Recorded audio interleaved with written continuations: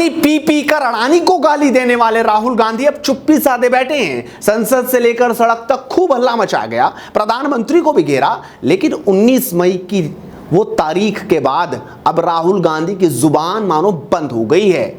अब वो बोले भी तो क्या और कहे भी तो क्या, क्योंकि देश की सबसे बड़ी अदालत ने अडानी को क्लीन चिट दे दी थी। विपक्ष ने देश के सामने अडानी को ऐसा विलन बनाया कि हर कोई हक्का बक्का रह गया कि क्या हो रहा है ये। देशवासी भी हैरान थे। उसके बाद से ही अडानी ग्रुप के लिए अब खुशियां भी लौट आई हैं। दरअसल जब से सुप्रीम कोर्ट से क्लीन चिट मिली है, एक्सपर्ट पैनल की रिपोर्ट सार्वजनिक हुई है, उसके बाद से उनके शेयर दौड़ पड़े हैं। पैनल ने कहा था कि वो समूह के शेयरों में तेजी को लेकर किसी तरह के रेगुलेटरी फेलियर की बात नहीं कह सकता। आसान शब्दों में आप समझे तो जांच में उसे किसी तरह की कोई गड़बड़ी नहीं मिली है। कांग्रेस नेता राहुल गांधी इस मुद्दे को उठाकर प्रधानमंत्री नरेंद्र मोदी को भी खूब टारगेट करते नजर आ रहे थे। संसद में जब अडानी के मुद्दे पर बोल रहे थे तो प्रधानमंत्री को भी घेरा, लेकिन आज तो वो संसद के सदस्य भी नहीं है। लेकिन सोशल मीडिया या ट्विटर में भी राहुल गांधी का कोई ट्वीट सामने नहीं आ रहा है। यानी उन्हें समझ आ गया है कि वो सिर्फ देश की जनता को गुमराह कर रहे थे, ठीक उसी तरह से जैसे उन्होंने मोदी सरनेम का मजाक उड़ाया था, जिसके बाद उन्होंने अपनी सदस्यता गंवा दी। यानी राहुल को कब क्या बोलना है ये उन्हें पता ही नहीं चलता। एक ही बयान ने उनकी पूरी सांसदी को खत्म कर दिया। अब अडानी पर उन्हें समझ आ गया कि झूठ ज्यादा दिन तक टिकता नहीं।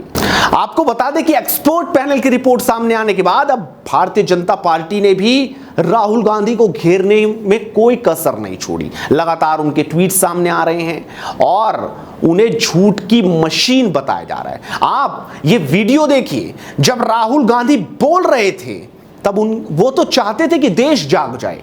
यानी वो अडानी को देश के सामने सबसे बड़ा विलन बता रहे थे और उनके बगल में ही बैठे भाई साहब सो रहे थे।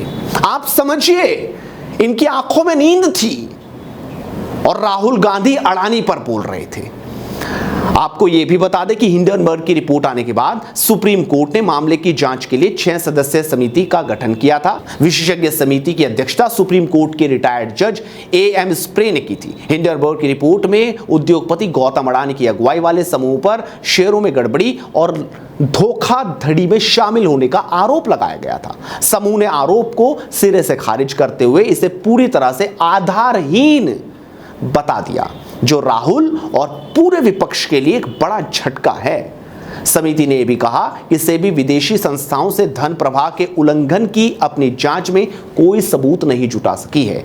इस साल की शुरुआत में हिंडनबर्ग की रिपोर्ट आने के बाद अडानी समूह की कंपनियों की मार्केट वैल्यू में $100 अरब से ज्यादा की गिरावट आई थी। पैनल की रिपोर्ट आने के बाद बीजेपी आईटी सेल के प्रमुख अमित मालवीय ने ट्वीट किया और उन्होंने जो कहा वो आप भी देख लीजिए। वो कहते हैं, भारत के लोगों ने चौकीदार चोर है के लिए राहुल गांधी और कांग्रेस को किनारे कर दिया। राफेल के खिलाफ अभियान चलाने के लिए भी लोगों ने यही किया। अब सुप्रीम कोर्ट के एक्सपर्ट पैनल ने भी साफ कर दिया कि अडानी मामले में यह निष्कर्ष निकालना संभव नहीं है कि कीमतों में हेराफेरी के आरोप में न्यायिकीय विफलता रही है।